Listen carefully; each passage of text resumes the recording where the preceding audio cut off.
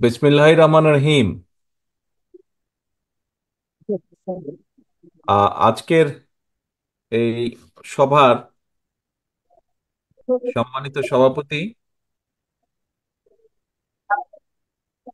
সভায় বিএনপির উপস্থিত নেতৃবৃন্দ, আমাদের সাথে উপস্থিত স্থায়ী কমিটির সম্মানিত সদস্য ইকবাল মাহমুদ টুকু সহ আমার সামনে উপস্থিত ভাই ও বোনেরা, এনায়েতপুর, বেলকুচি, চৌহালি, কামারখন্দ থেকে আগত, শাহজাহানপুর থেকে আগত উপস্থিত সকল ভাই বোনেরা, আসসালাম আলাইকুম। আপনারা আমার কথা শুনতে পাচ্ছেন? সবাই শুনতে পাচ্ছেন? আচ্ছা, ঠিক আছে। আজকে আমাদের এই যে সভাটি এখানে, এই সভাটি আমাদের একটি সভা, যেই সভার মূল লক্ষ্য ছিল এই যে বিগত কয়েকদিন আগে আন্দোলন সংগ্রাম হয়েছে আমাদের দেশকে স্বৈরাচার মুক্ত করার জন্য।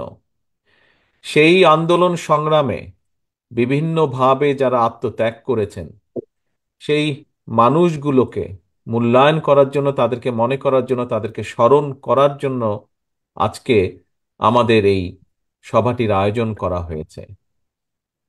প্রিয় ভাই বোনেরা, আপনাদের এই এলাকায় অতীতে আমি কিন্তু এসেছি, আপনাদের অনেকের সাথেই হয়তো সেই সময় আমার দেখা হয়েছিল।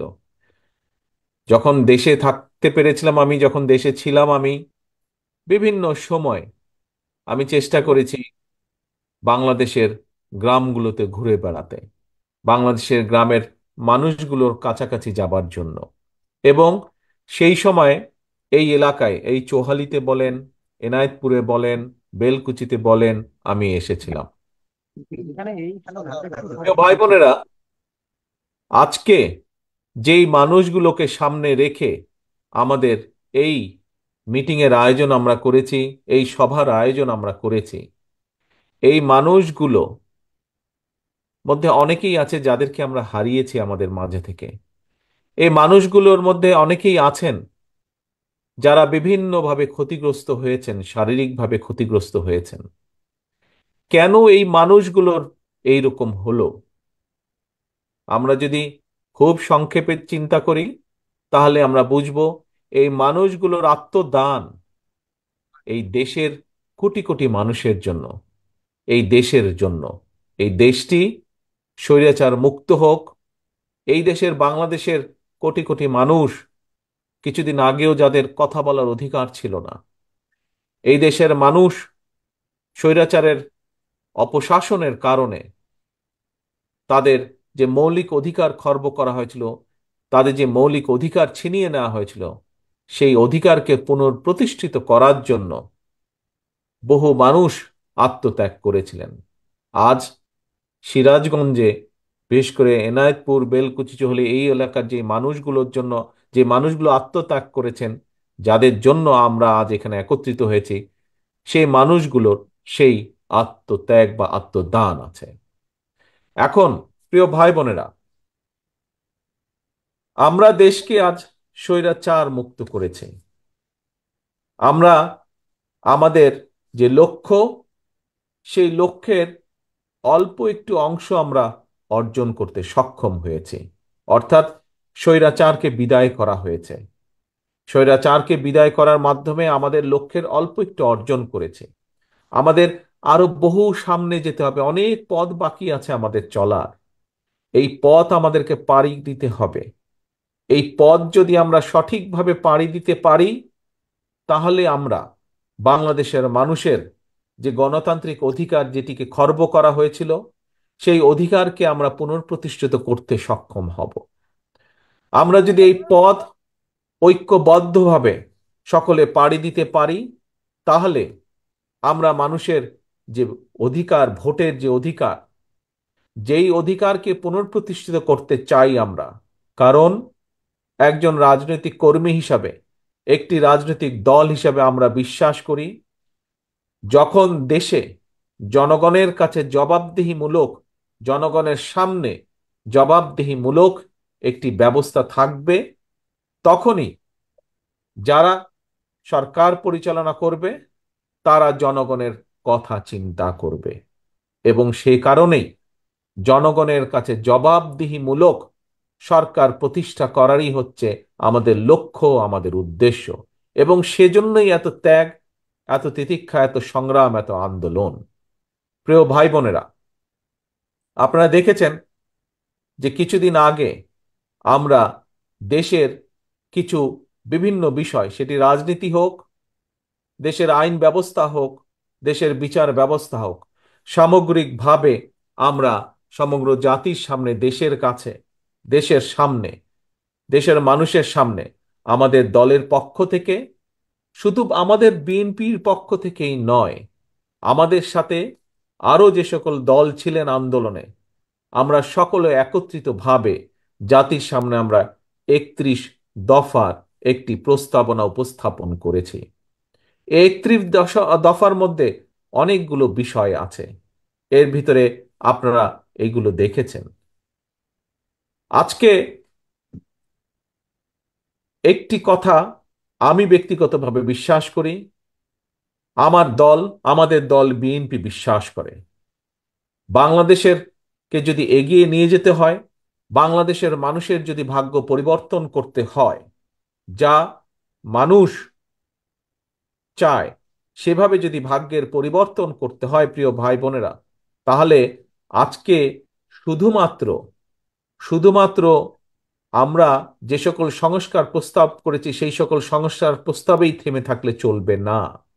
আমাদেরকে সেই সাথে বাংলাদেশের মানুষের রাজনৈতিক রাজনৈতিক অধিকার যে অর্জন, সেই অধিকার অর্জন যেমন আমাদেরকে করতে হবে, একইভাবে আমাদেরকে জনগণের অর্থনৈতিক যে মুক্তি, সেটির ব্যাপারেও আমাদেরকে চিন্তা করতে হবে।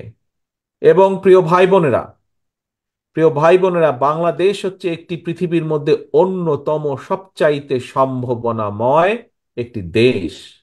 বাংলাদেশের মানুষ পৃথিবীর সম্ভাবনাময় একটি জাতি। কাজেই আজকে এবং আগামী দিনে আমরা যদি সঠিকভাবে সঠিক কাজটি করতে সক্ষম হই, তাহলে অবশ্যই একদিকে যেরকম দেশের মানুষের, দেশের রাজনৈতিক মুক্তি অর্জন করতে আমরা সক্ষম হব, ঠিক একইভাবে দেশের মানুষের অর্থনৈতিক মুক্তিও আমরা অর্জন করতে সক্ষম হব। কারণ শুধু রাজনৈতিক মুক্তি অর্জন করলেই আমাদের সম্পূর্ণ মুক্তি আসবে না। রাজনৈতিক মুক্তি অর্জনের পাশাপাশি এটিকে ফলপ্রসূ করতে হলে, এটির সুফল পেতে হলে আমাদেরকে অবশ্যই পাশাপাশি জনগণের অর্থনৈতিক মুক্তি অর্জনের পথ বা উপায় বাতলাতে হবে। প্রিয় ভাই বোনেরা, একটু আগেই আমি বলেছি যে বাংলাদেশ সামগ্রিকভাবে একটি সম্ভাবনাময় দেশ। বাংলাদেশের মানুষ পৃথিবীর অন্যতম একটি জাতি, যাদের সামনে বিপুল সম্ভাবনা আছে। যদি আমরা ঐক্যবদ্ধভাবে জাতিকে ঐক্যবদ্ধ করে যদি আমরা এগোতে পারি, অবশ্যই আমরা এই জাতির যেমন রাজনৈতিক মুক্তি যেমন অর্জন করতে সক্ষম হব, পাশাপাশি আমরা জাতির জন্য, দেশের মানুষের জন্য অর্থনৈতিক মুক্তি অর্জন করতে সক্ষম হব। প্রিয় ভাই বোনেরা, আজকে আমরা এই এনায়েতপুরে আমরা এই জনসভাটি করছি, যদিও একটু আগে প্রচুর বৃষ্টি হয়েছে, বৃষ্টির আগে এই মাঠে আরো হাজার হাজার মানুষ ছিলেন, বৃষ্টির কারণে অনেকেই হেঁটে চলে যেতে বাধ্য হয়েছেন। কিন্তু আমরা যদি আপনাদের যেই মাঠে দাঁড়িয়ে আজকে আপনারা বক্তব্য শুনছেন, যেই মাঠে বসে আমরা এই জনসভার আয়োজন করেছি, আমরা যদি আমাদের আশেপাশে তাকাই, বিশেষ করে এই এলাকার দিকে যদি আমরা তাকাই, তাহলে আমরা কয়েকটি জিনিস দেখতে পাই। সম্ভাবনাময় একটি এলাকা আমরা দেখতে পাই সামগ্রিকভাবে। এই সিরাজগঞ্জের অন্য অন্য এলাকাগুলো সম্ভাবনাময়, কিন্তু আপনাদের আশেপাশে আমরা যদি বেলকুচির কথা বলি, আমরা যদি চৌহালির কথা বলি, কামারখন্দের কথা বলি, আমরা এই এলাকাগুলোকে সম্ভাবনাময় দেখি। আপনাদের এলাকার নাম আসলেই আমাদের সামনে ভেসে উঠে কি?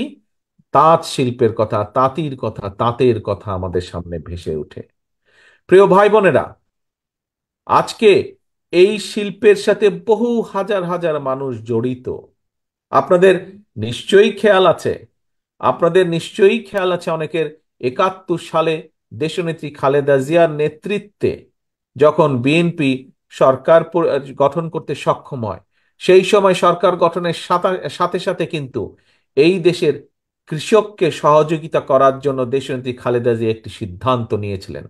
উনি 5,000 টাকা পর্যন্ত সেই সময় 91 সালে, হয়তো আমার সামনে এখানে অনেকেই আছেন সেই সময় হয়তো অনেকেই 91 সালে হননি, আপনারা জন্ম হননি, পরবর্তীতে হয়েছেন, কিন্তু পিছনে আমি আরো বহু মানুষকে দেখতে পাচ্ছি, বেশ কিছু মুরব্বীকে আমি দেখতে পাচ্ছি যাদের এই ঘটনাগুলো মনে আছে। কি ছিল? 5,000 টাকা পর্যন্ত কৃষি ঋণও সেদিন খালেদা জিয়া মৌকুফ করেছিলেন। কৃষি ঋণ, সম্পূর্ণ ঋণ 5,000 টাকা।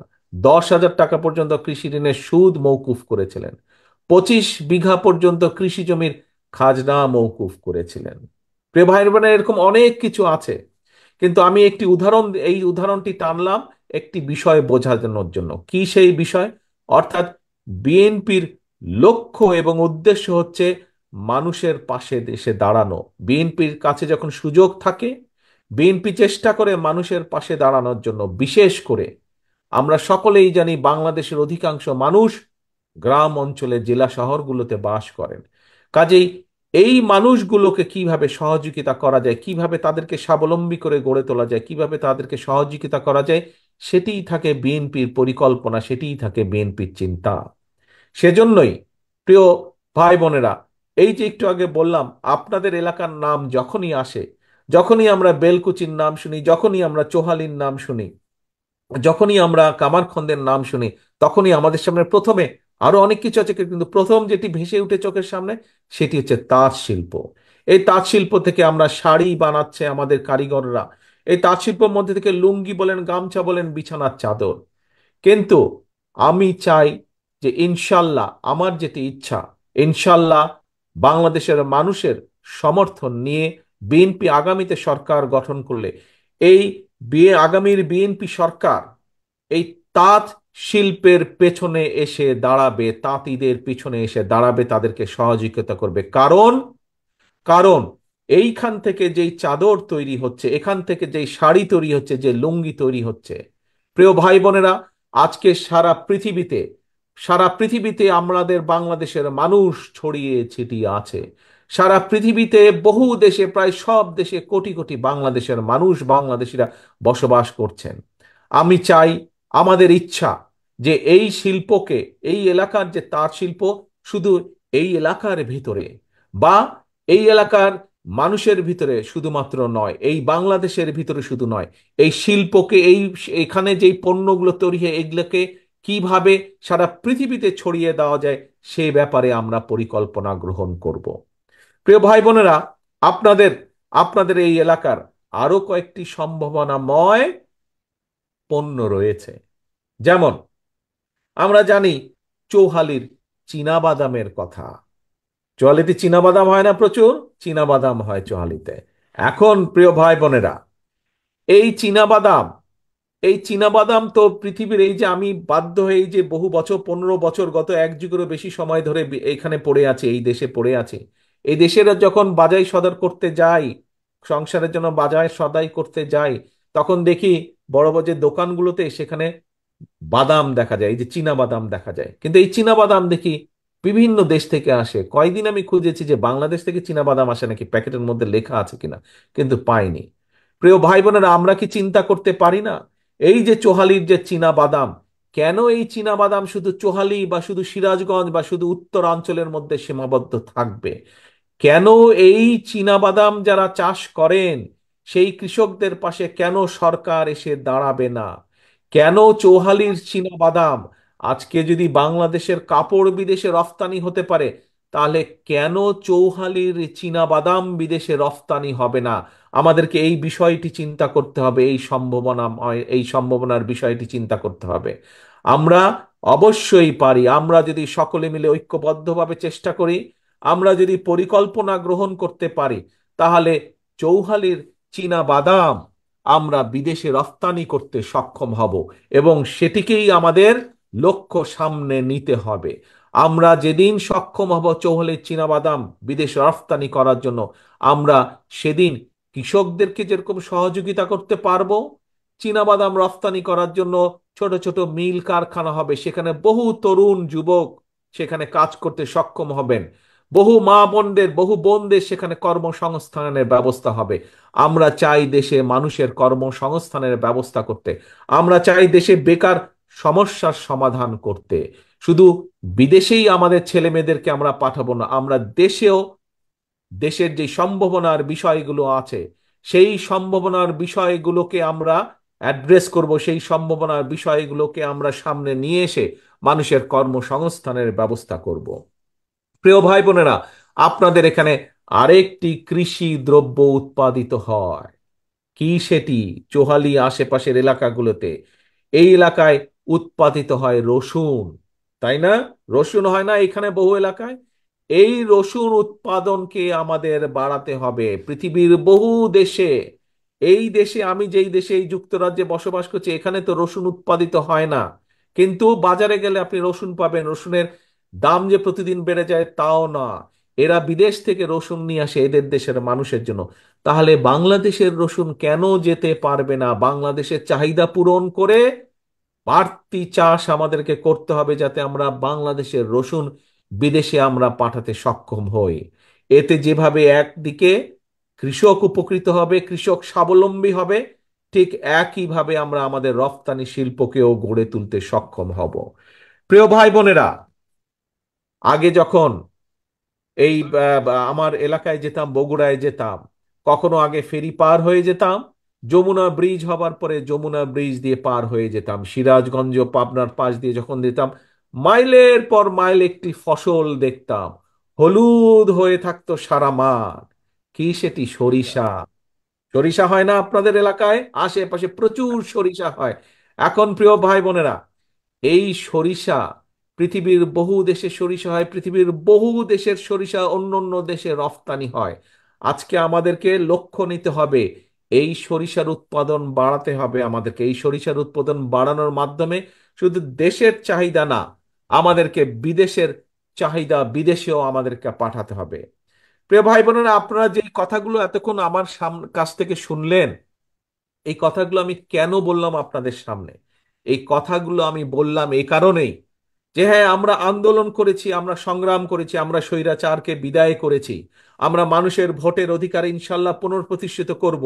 কয়েকদিন আগে আমি বলেছিলাম, মানুষের ভোটের অধিকার যতদিন পুনঃপ্রতিষ্ঠিত না হবে, বিএনপির আন্দোলন ততদিন পর্যন্ত অব্যাহত থাকবে। কিন্তু একই সাথে একই সাথে আমি এই কথাটাও আপনাদের সামনে বলেছি যে শুধু আন্দোলন সংগ্রাম না, আন্দোলন সংগ্রামের মাধ্যমে যেমন আমরা স্বৈরাচারকে বিদায় করে মানুষের ভোটের অধিকার প্রতিষ্ঠিত করতে চাই, একইভাবে বাংলাদেশের মানুষের অর্থনৈতিক মুক্তির সংগ্রামেও আমাদেরকে সফল হতে হবে। বাংলাদেশের মানুষের বেকার সমস্যার সমাধান করতে হবে, ফসলের উৎপাদন দ্বিগুণ করতে হবে, বাংলাদেশে ছোট ছোট বলেন মাঝারি বলেন শিল্প স্থাপন করতে হবে, যাতে এই দেশের অর্থনৈতিক বুনিয়াদ আমরা শক্তিশালী করে গড়ে তুলতে পারি, যাতে এই দেশে মানুষের বেকারের সমস্যার সমাধান আমরা করতে পারি। কিন্তু প্রিয় ভাই বোনেরা, আমাদেরকে যদি এই কাজগুলো করতে হয়, আমাদেরকে যদি দেশের মানুষের রাজনৈতিক যে অধিকার সেটিকে যদি পুনঃপ্রতিষ্ঠিত করতে হয়, আমাদেরকে যদি বাংলাদেশের মানুষের মুক্তির যে মুক্তি, অর্থনৈতিক মুক্তি, সেটিকে যদি অর্জন করতে হয়, আমাদেরকে সকলকে ঐক্যবদ্ধ থাকতে হবে, আমাদেরকে ধৈর্য ধারণ করতে হবে, আমাদেরকে আইন হাতে তুলে নিলে চলবে না, আইনকে আইনের মতন করে চলতে দিতে হবে। প্রিয় ভাই বোনেরা, আমাদেরকে সবচেয়ে প্রথম বিষয় হচ্ছে ঐক্যবদ্ধ থাকতে হবে। আমরা যদি ঐক্যবদ্ধ থাকি, ইনশাল্লাহ বাংলাদেশের মানুষের যে আশা, বাংলাদেশের মানুষের যে প্রত্যাশা, সেটি আমরা পূরণ করতে সক্ষম হব। প্রিয় ভাই বোনেরা, আজকে আজকে আমার ছোট ভাই আলিম এখানে যেই জনসভার আয়োজন করেছিল, শুরুর দিকে বৃষ্টি শুরুর আগে আমরা দেখেছি এই মাঠ ভরা হাজার হাজার মানুষ ছিল। প্রাকৃতিক দুর্যোগের কারণে, বৃষ্টি হওয়ার কারণে অনেক মানুষ চলে গিয়েছে, কিন্তু আমারও আপনাদের সামনে আরো অনেক কিছু বলার কথা ছিল। আজ বহু বছর পরে আবার আপনাদের সামনে আল্লাহর রহমতে কথা বলার সুযোগ পেয়েছি আমি, সেই জন্য বহু কথা বলার ছিল। কিন্তু অনেক মানুষ প্রাকৃতিক দুর্যোগের কারণে এই মিটিংয়ে এই মুহূর্তে থাকতে পারেন নাই। সেই জন্য আমার ছোট ভাই আলিমকে আমি অনুরোধ করব যে আলিম, আজকে আমি আর বক্তব্য দিব না। আজকে আমি এই পর্যন্তই আমার বক্তব্য রাখবো, কারণ এখনো হয়তো ঝিরঝির বৃষ্টি হচ্ছে, মানুষ এখনো বৃষ্টিতে ভিজছে। বহু মানুষ মাঠের বাইরেও দেখতে পাচ্ছি, বহু মানুষ দূরে দাঁড়িয়ে আছেন, বৃষ্টিতে ভিজছেন। সেজন্য আমি তোমাকে অনুরোধ করব, তুমি কষ্ট করে সকলকে সাথে নিয়ে আরেক দিন আরেকটি জনসভার আয়োজন করবে। আমি আরেক দিন এই মাঠে আসতে চাই, আমি আবারও এই মাঠে আমার দেশের, আমার সিরাজগঞ্জের মানুষের সাথে আমি কথা বলতে চাই। প্রিয় ভাই বোনেরা, আসুন তাহলে।